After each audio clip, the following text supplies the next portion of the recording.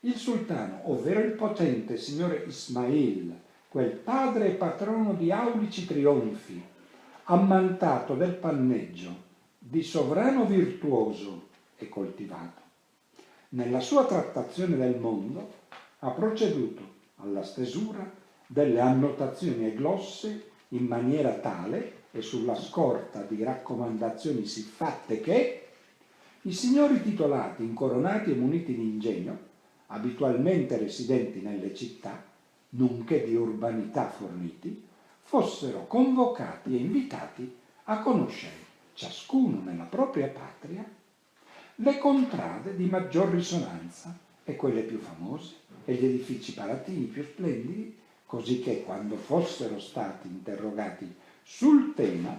quei signori avessero saputo fornire risposte pronte e informazioni puntuali. Sarà infatti davvero dopo che